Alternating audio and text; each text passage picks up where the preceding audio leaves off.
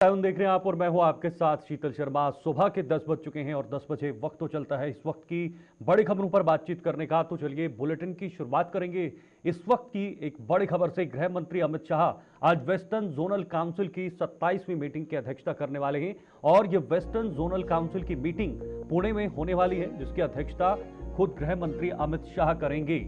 तो आपको बता दें, बैठक का मुख्य उद्देश्य विवादों का समाधान करना है, उनका समाधान निकालना है, उनका हल निकालना है। ये बैठक का मुख्य उद्देश्य माना जा रहा है। केंद्र और राज्यों के बीच विवाद सुलझाना इस बैठक का मुख्य मकसद होने वाला है।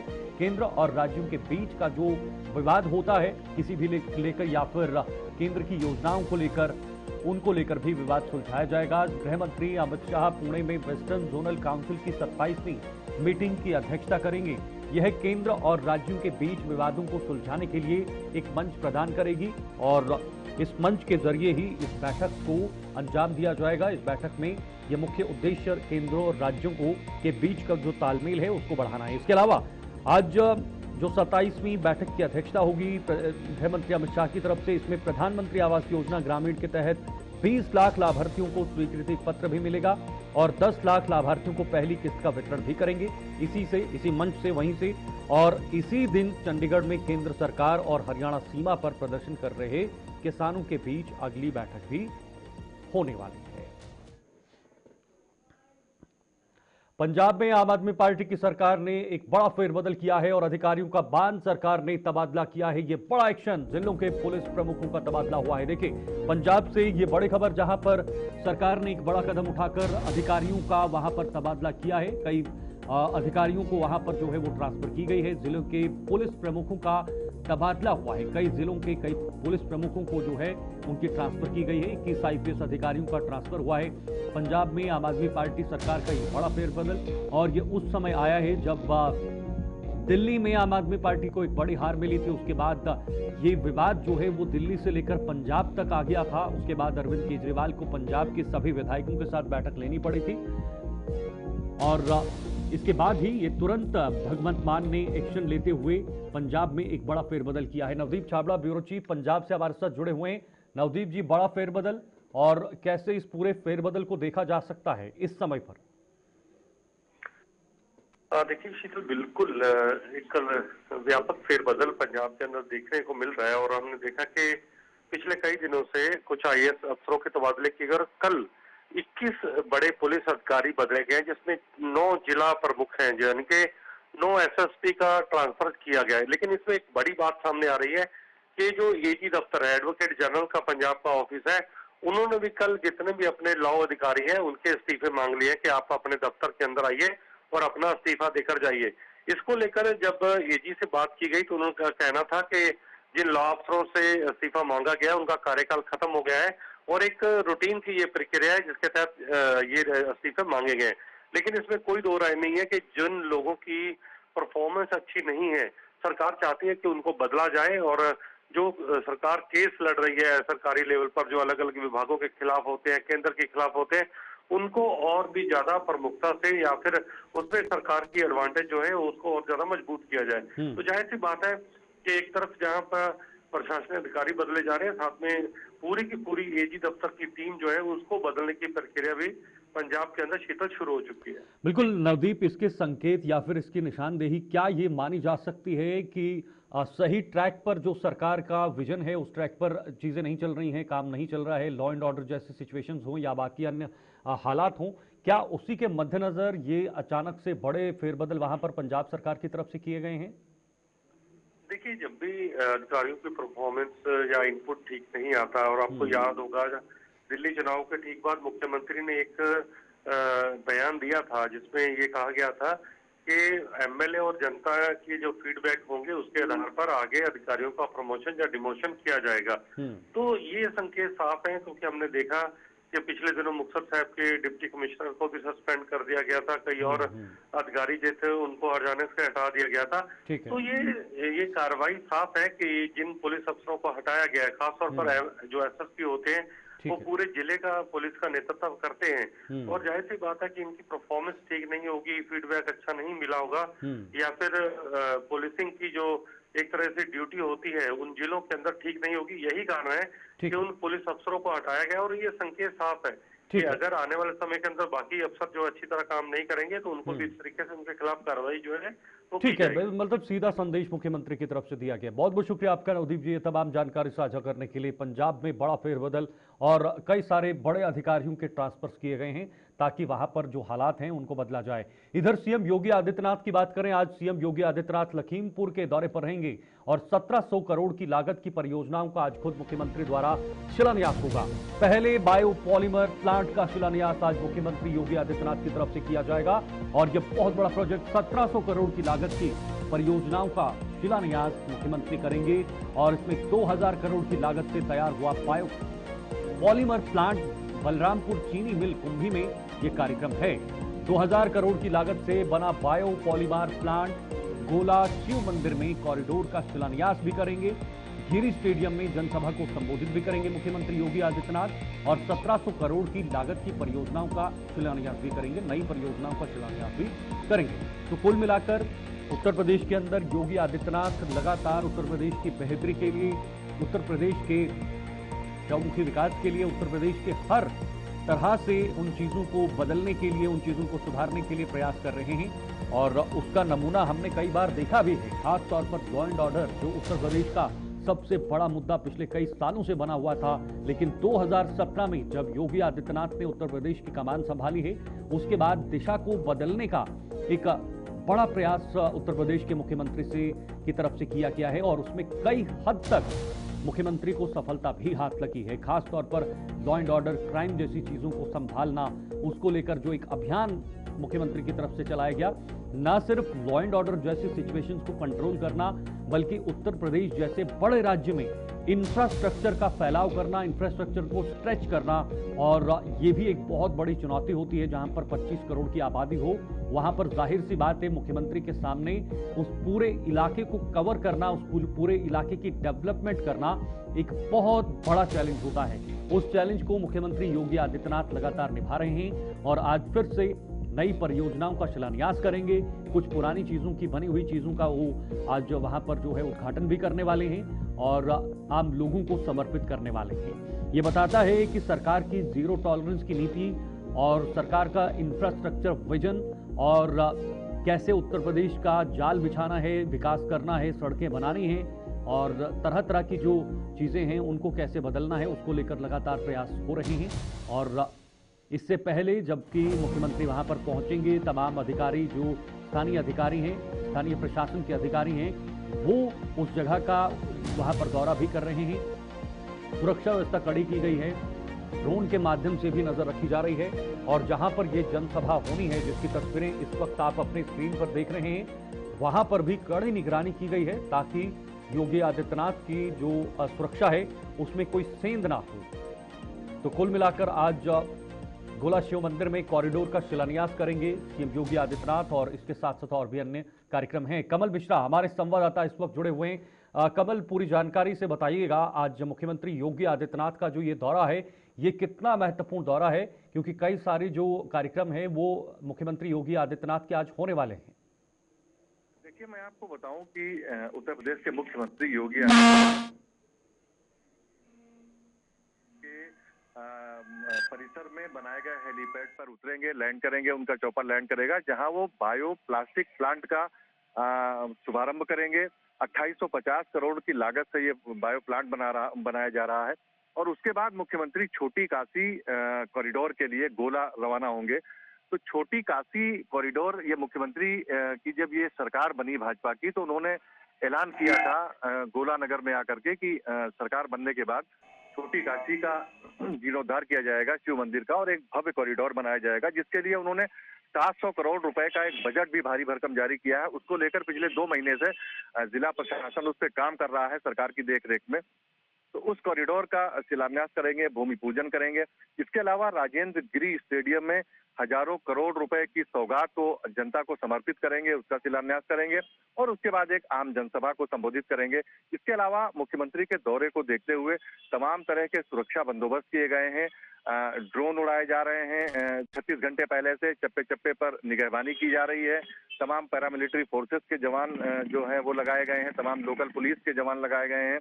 कहीं मुख्यमंत्री की सुरक्षा में कोई सेंध न लगे, इसको लेकर के जगह जगह बैरिकेडिंग्स और बैरियर लगाए गए हैं। आने जाने वालों की चेकिंग करी जा रही है। और मैं आपको सबसे जो खास बात है वो बताऊं कि मुख्यमंत्री को सुनने के लिए आज सुबह 4 बजे से ही तमाम महिलाओं और आसपास के जनपदों से लोग आ रहे हैं। तमाम जो लखीमपुर खीरी जनपद के लोग तो पहुंच रहे हैं अपने अपने साधनों और संसाधनों से, लेकिन उसके अलावा आसपास के जनपदों से लोगों का आना जाना शुरू हो गया है।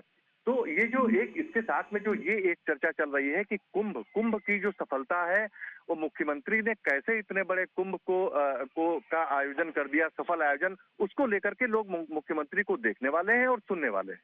बात नहीं, बिल्कुल ना सिर्फ उत्तर प्रदेश के बल्कि पूरे देश के लोग इसे सुनना चाहेंगे उत्तर प्रदेश की जुबानी, सीएम के जुबानी। लेकिन बड़ी बात यह है कमल, एक बहुत बड़ी चुनौती होती है इतने बड़े राज्य में इंफ्रास्ट्रक्चर को बढ़ाना, इंफ्रास्ट्रक्चर को तैयार करना, हर जिले तक पहुंचना, जिले में अलग अलग परियोजनाओं का शिलान्यास करना और नई चीजें लोगों तक पहुंचाना। एक कितनी बड़ी चुनौती है और चुनौती पर कितना अभी खड़े उतर पाए हैं उत्तर प्रदेश के मुख्यमंत्री?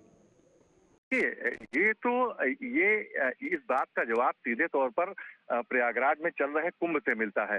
तमाम जो विपक्षी दलों के नेता हैं उन्होंने कुंभ को लेकर के तमाम तरह से टीका टिप्पणी की।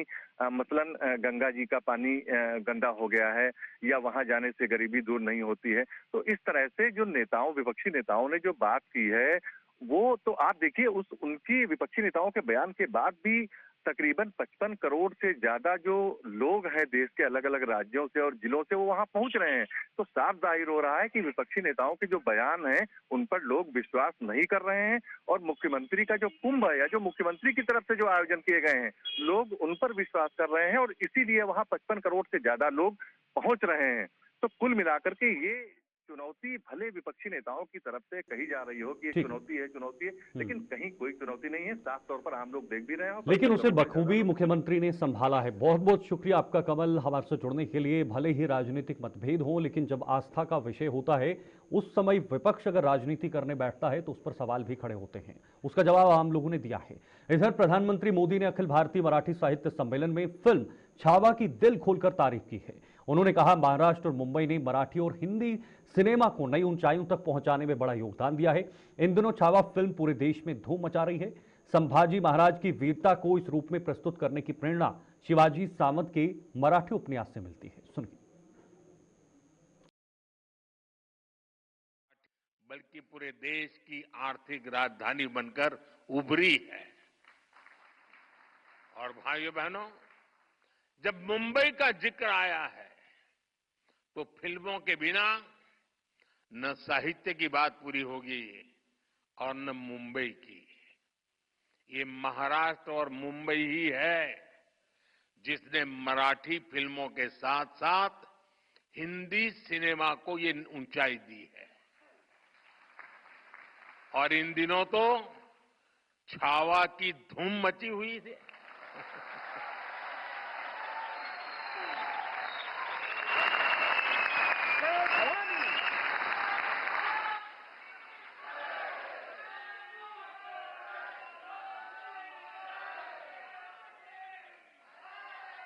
संभाजी महाराज के शौर्य से इस रूप में परिचय शिवाजी सावंत के मराठी उपन्यास ने ही कराया है।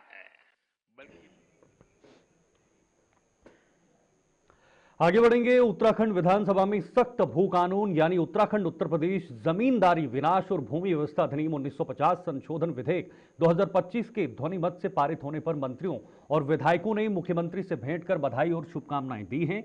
यह संशोधन जन भावनाओं का प्रतिबिंब है। हमारी सरकार प्रदेश की सांस्कृतिक एवं भौगोलिक पहचान को बनाए रखने के लिए पूर्ण रूप से प्रतिबद्ध है।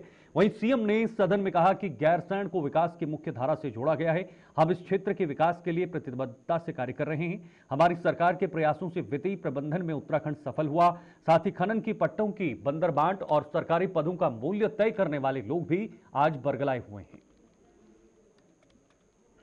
मैं देख रहा हूं कि कुछ हमारे बहुत वरिष्ठ नेता कांग्रेस पार्टी के लगातार जो अपनी कई माध्यमों से अपनी पार्टी को भी और लोगों को भी और हम सबको बेबुनियाद आरोपों का सहारा लेकर लगातार इस प्रकार की चीज़ें लिखते हैं। अभी मैंने देखा कि उन्होंने कहा अपने सलाहकारों और अधिकारियों को हमने निर्देश दिया है कि सदन की कार्रवाई के दौरान गैरसैंण का नाम भी ना आने पाए, जबकि हमने तो घोषणा करी थी सदन में पिछली बार वहाँ कि हम तो गैरसैंण में ही सदन चलाएंगे भाई साहब, 10 दिन चलाएंगे। लेकिन आदरणीय अध्यक्ष महोदया ने मुझे स्वयं कहा कि वहाँ पर इस समय इंफ्रास्ट्रक्चर के कई सारे महत्वपूर्ण काम हो रहे हैं, तार खड़े हो रहे हैं, ये हो रहे हैं, तो कई चीज़ें हैं वहाँ पर, अभी सदन नहीं हो सकता है। इसलिए हमने कहा कि आप सबका परामर्श ले लें और आप सबकी जैसी सहमति बने, आम सहमति बनकर हम जो है, चूँकि मजबूरी है तो मजबूरी में क्या कर सकते हैं, तो इसलिए सदन यहाँ पर आहूत किया गया है। मैं कहना चाहता हूँ कि गैरसैंण के विकास के लिए हमने जो किया है वो सबकी कल्पना से परे है। गैरसैंण को हमने केवल राजनीतिक मुद्दा बनाकर इस्तेमाल नहीं किया है, बल्कि गैरसैंण के विकास को नई ऊंचाइयों तक पहुंचाने का हमने काम किया है कि हमारा राज्य अपने रेवेन्यू सरप्लस स्टेटस को मेंटेन करके वित्तीय प्रबंधन के जो मापदंड हैं उन मापदंडों पर पूरी तरह से खरा उतरा है। हमारा सार्वजनिक ऋण राजकोषीय उत्तरदायित्व बजट प्रबंधन अधिनियम के निर्धारित मापदंडों के अनुरूप है। इसके साथ साथ हम केंद्र सरकार की जो पूंजीगत निवेश हेतु राज्य को दी जाने वाली विशेष सहायता है SASCI का पूर्ण उपयोग करते हुए 4000 करोड़ रुपए से भी अधिक की ब्याज मुक्त धनराशि प्राप्त करने में भी भारत सरकार से हम सफल रहे हैं। स्वनाम धन्य नेता बार बार इस सदन में, चाहे यहाँ सदन लगे, चाहे वहाँ लगे, चाहे इधर लगे, चाहे यहाँ लगे, एक बात बार बार करते हैं कि भ्रष्टाचार बहुत हो रहा है, बहुत परेशान रहते हैं और कुछ लोग ज़्यादा ही परेशान रहते हैं जो अपने ज़माने में अपने घरों से बैठकर शराबों की दुकानों के ठेके बांटा करते थे या खनन पट्टों की बंदरबाट करते थे और DFR पर गोली चलती थी, कहीं डंपर चढ़ जाया करता था, ये सब उस इस बीच एक बड़ी खबर हरियाणा से इस वक्त आ रही है। ये बड़ी खबर आप तक पहुंचाएंगे। हरियाणा में नगर निगम चुनाव को लेकर हलचल काफी तेज हो गई है। नगर निगम के चुनाव को लेकर यह हलचल और इसमें मुख्यमंत्री नायब सैनी का बराड़ा और यमुनानगर दौरा आज होने वाला है। बराड़ा में बीजेपी प्रत्याशी के समर्थन में आज अपनी जनसभा करेंगे मुख्यमंत्री। प्रत्याशी हरजिंदर सिंह के समर्थन में सभा करेंगे मुख्यमंत्री। नायब सिंह सैनी वहां पर पहुंच के उनके समर्थन में आज एक रैली को संबोधित भी करेंगे, एक सभा भी करेंगे, रोड शो में भी हिस्सा लेंगे मुख्यमंत्री नायब सिंह सैनी। यमुनानगर में सुमन बहमनी के समर्थन में रोड शो करेंगे क्योंकि वो वहां से प्रत्याशी हैं और अपने प्रत्याशियों के समर्थन में आज ये सभा जो है वो खुद मुख्यमंत्री द्वारा की जा रही है। तो आप खुद अंदाजा लगाइए कि अगर मुख्यमंत्री नगर निगम के जो प्रत्याशी हैं इन चुनाव में जो खड़े हो रहे हैं उनके हित में अगर ये अपनी सभा कर रहे हैं तो आप खुद अंदाजा लगाइए कि खुद मुख्यमंत्री ग्रास रूट लेवल पर जाकर लोगों से जनसंपर्क साधना, उनसे संपर्क बनाना कितना महत्वपूर्ण है।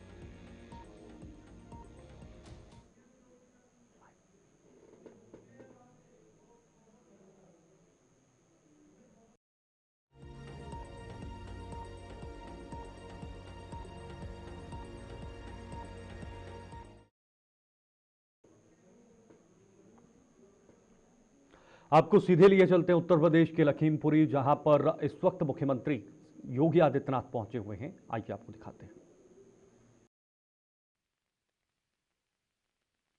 बलरामपुर चीनी मिल्स लिमिटेड के CMD श्री विवेक सरावगी जी, कार्यकारी निदेशक श्रीमती अवंतिका सरावगी जी, बलरामपुर चीनी मिल्स लिमिटेड से जुड़े सभी अधिकारीगण और भारी संख्या में आज के इस कार्यक्रम में सहभागी बनने के लिए उपस्थित लखीमपुर खीरी से जुड़े हुए मेरे सभी उपस्थित बहनों और भाइयों, देश के अंदर पहली बार बायोप्लास्टिक से जुड़े हुए इस पीएलए प्लांट का भूमि पूजन का कार्यक्रम बलरामपुर चीनी मिल्स लिमिटेड के द्वारा आज यहां पर किया जा रहा है। लखीमपुर खीरी के आप सभी बहनों और भाइयों को और बलरामपुर चीनी मिल्स लिमिटेड को मैं इसके लिए हृदय से बधाई देता हूं और आप सभी का मैं अभिनंदन भी करता हूं। बहनों और भाइयों, कितना अच्छा संजोग है। एक ओर पूरी दुनिया उत्तर प्रदेश में प्रयागराज की धरती में महाकुंभ में भागीदार बनने के लिए उतावली दिखाई दे रही है, और आज मुझे यह दृश्य देख करके कि मुझे आना था 11 बजे, मैं आ गए यहां 9 बजे, और 2 घंटे पहले आने के बावजूद भी, क्योंकि मुझे यहां से अभी गोला गोकर्णनाथ जाना है, गोला गोकर्णनाथ से फिर मुझे प्रयागराज जाना है, तो कुंभी में ही आपने महाकुंभ रचा दिया है। ये दृश्य अपने आप में अद्भुत है कि महाकुंभ का जो आनंद वहां दे रहा है, आज निवेश का ये महाकुंभ कुंभी में हमें नजर आ रहा है, जिसमें 2850 करोड़ रुपए की लागत से बलरामपुर चीनी मिल्स लिमिटेड के द्वारा इस एक नए प्रकार के निवेश को आगे बढ़ाने के लिए उत्तर प्रदेश सरकार के साथ अपना जो एमओयू किया था, उसे आज जमीनी धरातल पर वे उतार रहे हैं।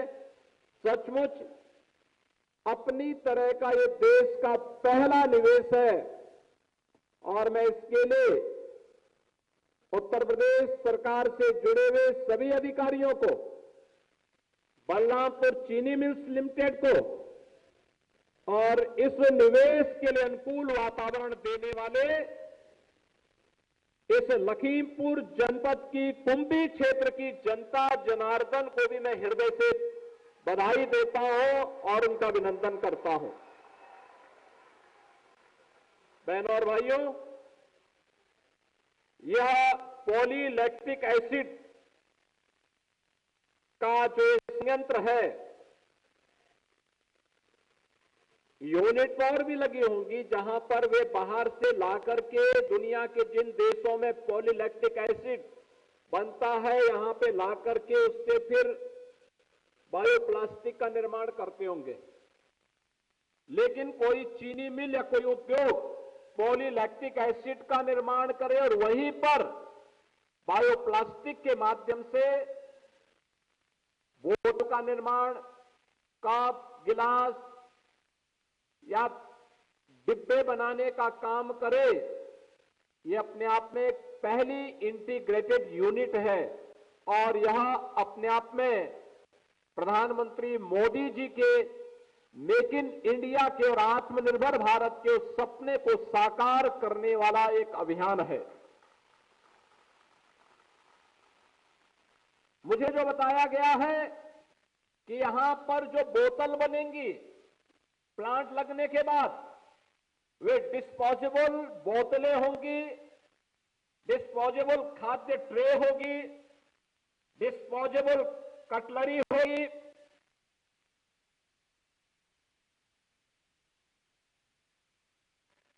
कैरी बैग जो होगा, ये सब इससे बनेंगी, और वो अपने आप ही 3 महीने महीने से 6 महीने के अंदर मिट्टी में मिलकर के अपने आप ही उसमें डिसॉल्व हो जाएंगे।